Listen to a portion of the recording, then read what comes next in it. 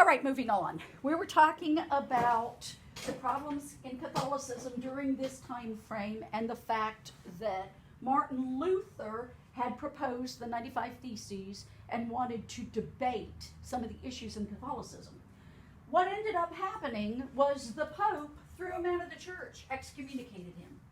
Meanwhile, many common people that read Martin Luther's 95 Theses, remember he posted it on many churches, so it was very public, and immediately people started translating it into other European languages and sending it out far and wide. Immediately people began to say, he's right, this shouldn't be happening. And they began to take up the fight that Martin Luther had originated with his 95 Theses. So those people were known as Lutherans because they were following the understandings of Martin Luther and wanting to also make these changes in the way the Catholic Church was functioning at this time. Ultimately, what happened was the Pope cut them off. He excommunicated Martin Luther, as well as all of his followers, which were called Lutherans. Okay? About the same time that was happening, well, actually, it was a little bit after that. So he created the Lutheran Church, not intentionally. He wasn't trying to make any change except deal with some of the problems in Catholicism at the time.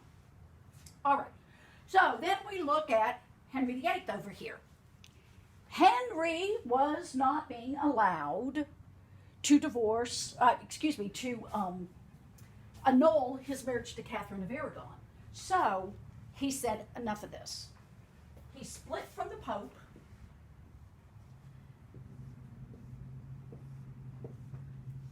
and began the Church of England, which is also known as the Anglican, and in the United States, it's called the Episcopal Church. The Episcopal Church is the Anglican Church. When you hear somebody say they are Episcopal, it means they're an Anglican in the United States. That's all it means. It's all part of the same church, part of the Church of England.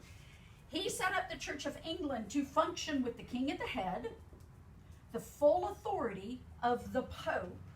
Underneath him, the administrator of the church was the Archbishop of Canterbury. Throughout history, we have begun to see that on the books, this is still that way. But the Queen, the current Queen, Queen Elizabeth, doesn't in actuality practice the position as the head of the church. So that's become less and less valid, and pretty much the Church of England is run by the Archbishop of Canterbury. So what we have here is the Lutheran Church and the Church of England all occurring at roughly the same time. Okay? We call this is known as, anybody know? What is this called? You've heard the term a lot. The Protestant Reformation. Okay. Now, let's think about this. What year did this occur? This was roughly in the 1500s, correct?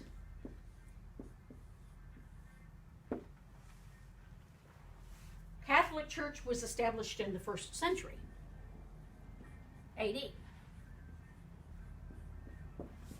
Think how long the Catholic Church had been the only Christian church in the entire world. And suddenly, within a 100-year span, we have two new churches, the Lutheran Church and the Church of England. It's a scary thing to think about, that after so many years of Catholicism being the only way that Christians were able to worship God, suddenly we have two new churches propping up, which is why it's called the Protestant Reformation. Okay?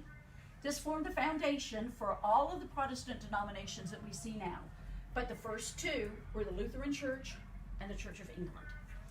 All right, I'm going to erase that part because you guys should understand that. If you haven't written it down, get it written down quick, or go back and watch the video again and make sure that you've got this written down. because it will show up on our test. Okay. So now, while I'm erasing this, let's go back to Henry. Henry declared himself the head of the church, and he immediately began seizing Catholic church properties. That was one of the things that he did immediately. He put to death many, many religious, nuns, priests, monks, and took that property for the Church of England. Okay?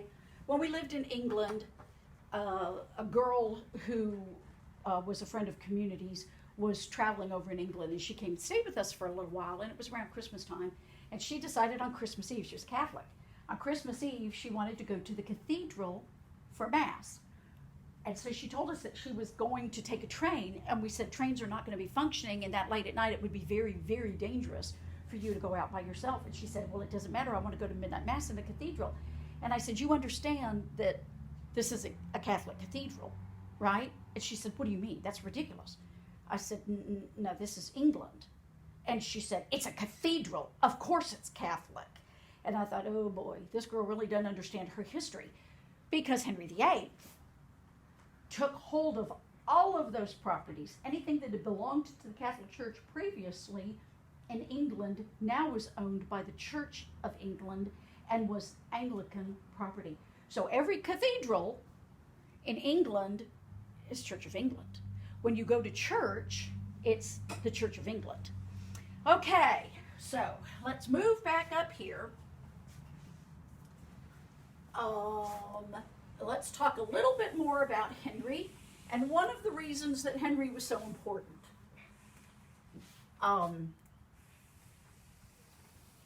As you know, historically,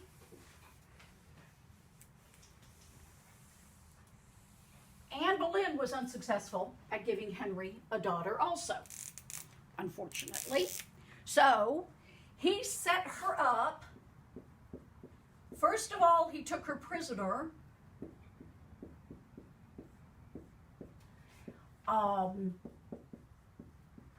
In the Tower of London in the White Tower. He accused her of adultery and incest. He trumped up charges. He said that she had been sleeping with her own blood brother. That was the incest part. He had all these witnesses, all of whose testimonies countered each other's testimonies. None of it made any sense.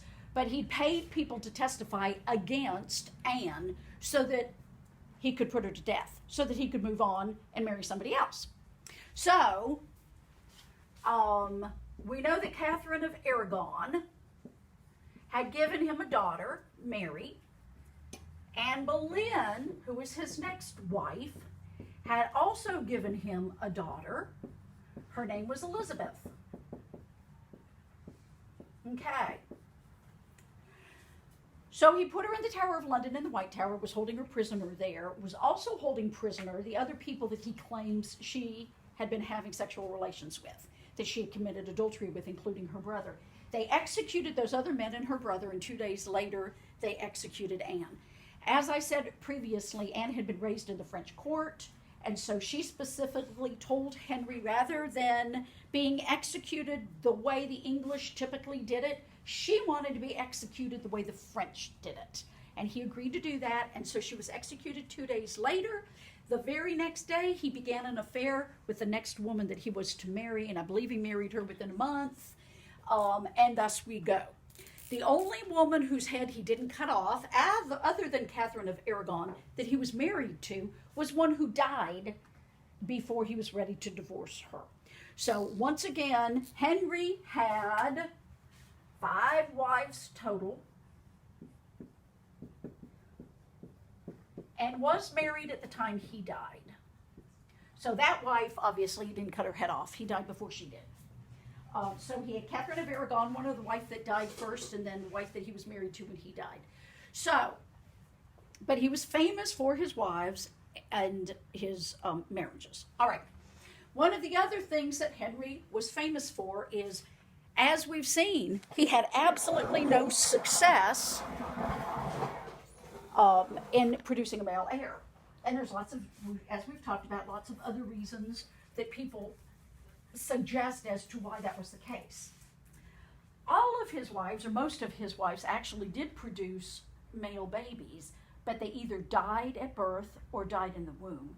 And so he actually produced males, but they just never could live. So Henry had an issue here. He had a real problem. Henry Fitzroy couldn't ascend the throne.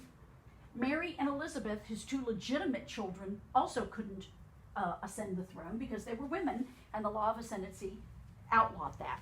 So he was unsuccessful at producing a male heir. He finally decided to take another tactic. And what he did was successfully change the law of ascendancy, or the law of ascension. Now, that was not easy to do. It's not because he was the king, he could just declare it and it happened. He had to go through Parliament, and it was a big deal. And it took years and years and years for him to be able to accomplish this. The result, though, is, if you look at current day, we have Elizabeth II who sits on the throne now, correct? Elizabeth II, Queen Elizabeth. She is on the throne because of Henry achieving the change to the laws of ascension. Ascension. I spelled that wrong. There we go. Okay. I think I was starting with ascendancy and then changed it to ascension. Okay. So where did that leave things for him? Where it left things is when Henry died, Elizabeth became the Queen of England. Now, she was Elizabeth I, known as Elizabeth I. Our current queen is Elizabeth II. So she is the second woman to ascend to the throne with the name Elizabeth, which tells you it really hasn't been all that long. Okay, so we had Elizabeth I. Elizabeth I was the wife of was the daughter of Anne Boleyn and Henry VIII. She was Church of England, Anglican. She had been raised in the Anglican Church because, of course, her father had killed out most of the Catholics in the area. She continued to kill Catholics. She did everything possible to make sure that England was the only religion in England was the Anglican religion. So she worked very, very hard, killed many, many people. And then when Elizabeth died, her half-sister Mary ascended the throne. Now, Mary is also known by the nickname Bloody Mary. She's known by that nickname because, as we've discussed in the past, Catherine of Aragon was a Catholic. So, Mary was very deeply steeped in Catholicism. When she took over the throne from her sister, half-sister Elizabeth, she said, wait a minute. Dad should have never made this split in the church. We need to go back to Catholicism. So she started executing all Protestants, executing all of the leaders of the Anglican Church. She was called Bloody Mary because she killed so many Anglicans. The truth of the matter is, if you look at actual numbers, she probably killed less people than Elizabeth or Henry. So her name is kind of unfair, Bloody Mary. But if you hear the reference to Bloody Mary, that is Queen Mary, the daughter of Henry VIII and Catherine of Aragon. She was Catholic, and what she was fighting for was the return of Catholicism to England. Okay? You got that? All right. So let's move on. This is very important because Henry changed the laws of ascendancy. All right. So now we're going to change gears and we're going to talk about the Renaissance, the beginning of the Renaissance. So the Renaissance, 5 minutes, Dalen.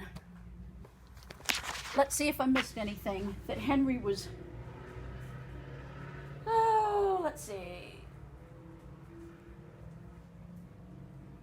Okay, so I did forget one little thing that is important. In 1534, this is an important fact, 1534, Henry was able to pass a law called the Act of Supremacy. Okay, what the Act of Supremacy said was that the king is the protector and only supreme head of the church. King is the protector of the faith, essentially. Protector of the faith and head of the church.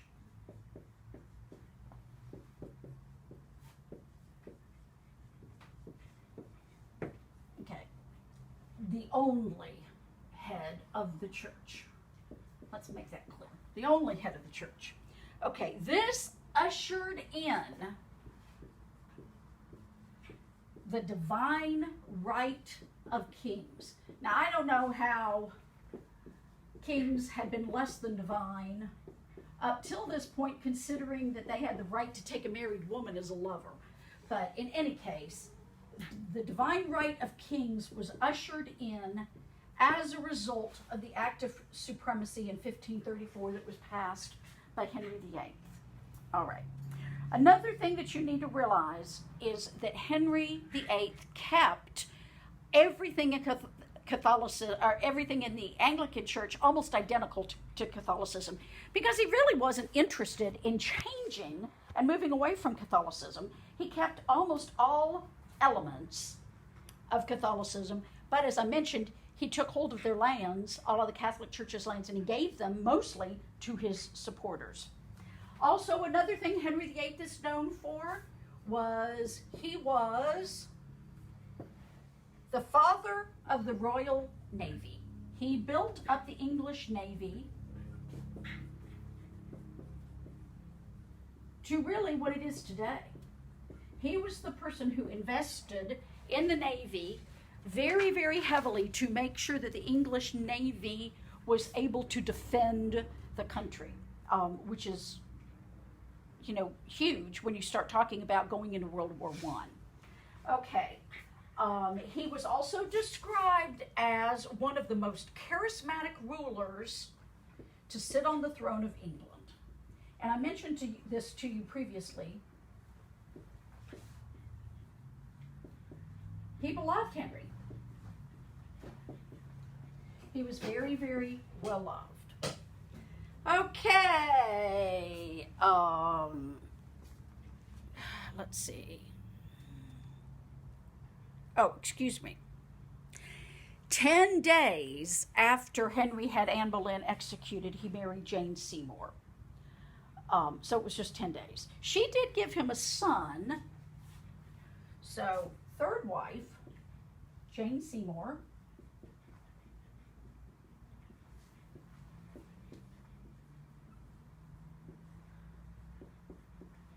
Gave him a son, Edward.